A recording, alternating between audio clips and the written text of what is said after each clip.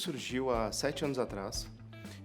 O posicionamento da Tail desde o surgimento ele sempre foi o mesmo, então a nossa ideia é como é que a gente pode ajudar melhor os nossos clientes a entenderem o perfil dos consumidores, das pessoas que trafegam pelas suas propriedades digitais, né?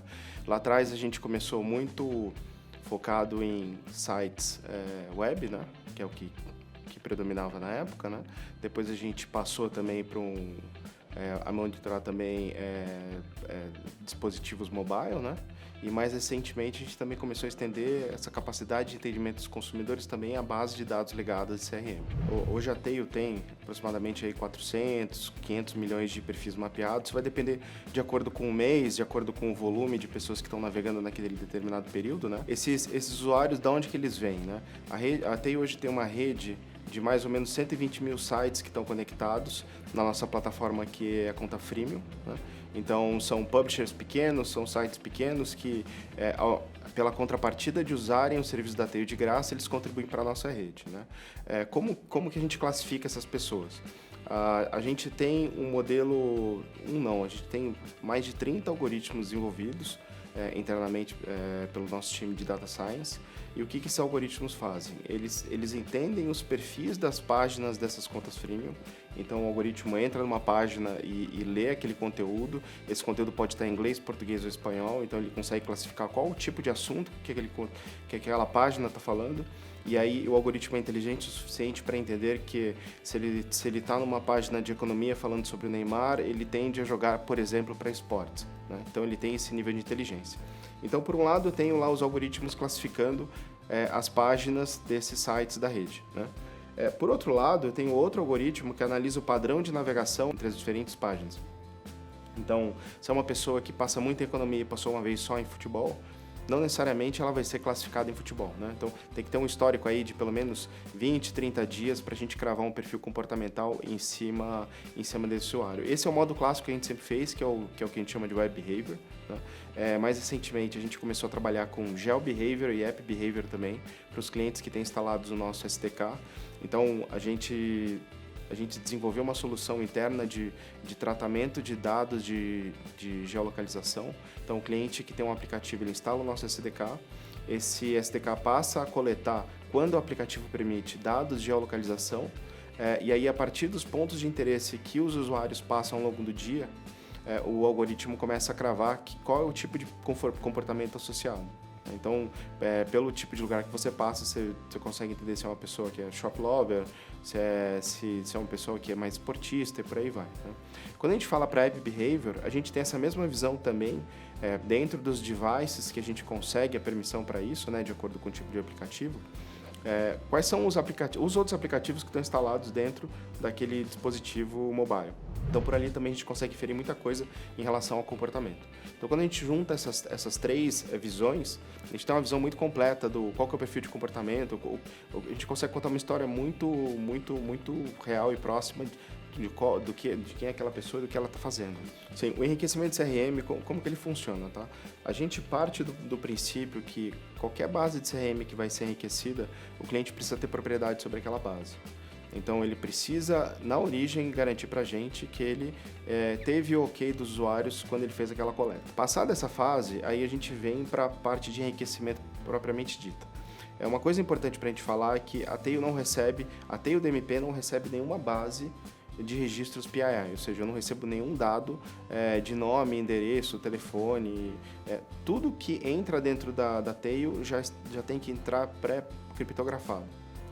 Porque o que a gente vai comparar é só a chave criptografada com a chave criptografada que a gente tem dentro do nosso sistema, né? Então, como que a gente faz isso? Dentro da nossa rede de parceiros, a gente tem, por exemplo, e-commerce, a gente tem sites com área logada, onde a pessoa precisa preencher um cadastro para se registrar, né? No momento que ela preenche esse cadastro, a informação do login é criptografado e é enviado para a Tail. Então a gente fica com aquela associação daquele usuário com uma chave criptografada que a gente não sabe o que é. E essa pessoa vai navegar pela internet, eventualmente ela vai ter perfis de comportamento associados, ou então ela vai passar por um dos nossos parceiros de marketplace, como por exemplo Boa Vista ou a Serasa, e vai ter o seu perfil ali enriquecido com as informações dos provedores. Quando o cliente traz uma base de dados e ele criptografa, o que a gente faz é comparar as chaves criptografadas. E aí, nesse momento é que a gente faz o enriquecimento. Então, isso é importante para clientes como, por exemplo,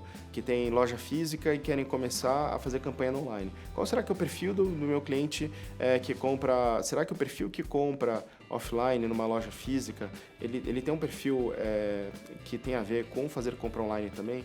Que tipo de produtos que ele está buscando nesse momento? Quais são os interesses que ele tem? Né? Isso tudo a gente consegue agregar dentro do CRM do cliente.